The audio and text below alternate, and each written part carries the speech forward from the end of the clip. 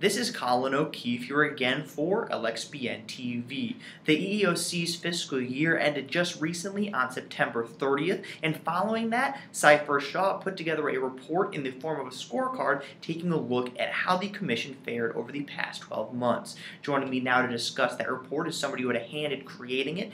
That is Attorney Jerry Maatman. He is one of the top EEOC lawyers in the country, a partner at Seyfarth, and author on their blog, EEOC Year End Countdown. Jerry, let's start by looking at one facet of this, and that is the mix of cases. How did that look? What are the types of things the EEOC was taking a look at over the past year? Thanks, Colin. Great to be with you. The EEOC scorecard says several things for employers. We compared cases brought by the EEOC in fiscal year 2018 as compared to prior years, and what it showed is the mix of cases remained consistent insofar as more cases are being brought by the government challenging systemic issues and problems brought on behalf of large numbers of workers. And the two categories of cases which grew were pregnancy discrimination cases and ADA cases, which constitute now about 1/3 of the Commission's docket. So what it tells you is the radar screen is up by government enforcement litigators when it comes to both pregnancy discrimination and ADA issues.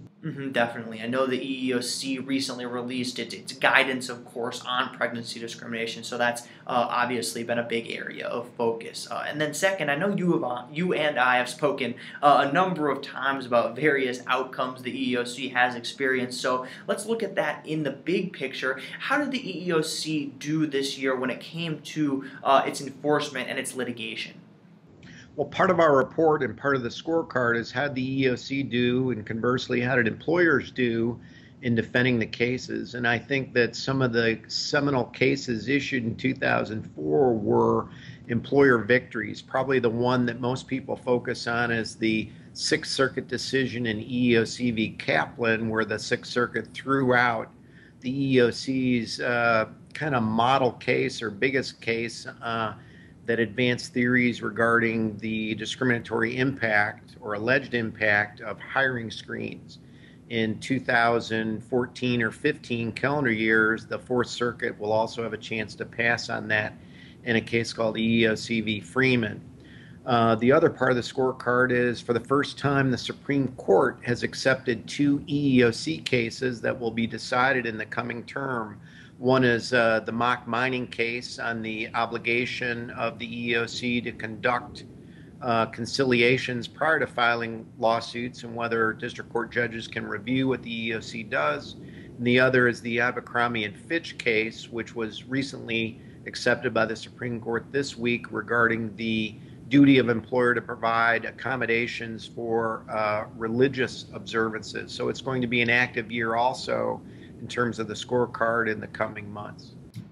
Absolutely. It's going to be fascinating to watch to see how the EEOC fares up at the Supreme Court. And then second, with this scorecard, what does it ultimately tell employers? What should they take away from what the EEOC has been up to over the past calendar year?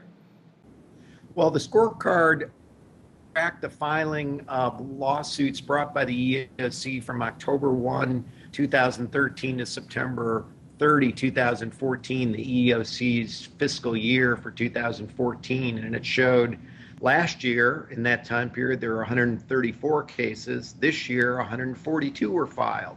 So the EEOC is filing slightly more cases.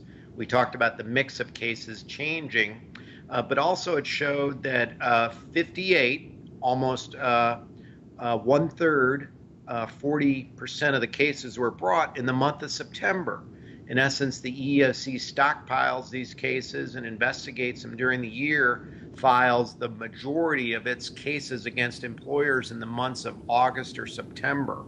So what that tells you as an employer is that when settlement demands come in June and July, the EEOC means business, and when it decides what cases to bring, more often than not, it's bringing them in the months of August and September. In fact, the last 2 months of September of the month just concluded saw more EEOC lawsuits being filed, more press releases, and probably more workers reading more headlines about discrimination lawsuits being brought against employers by the EEOC. So it's an interesting phenomenon about how, timing-wise, the EEOC does its business.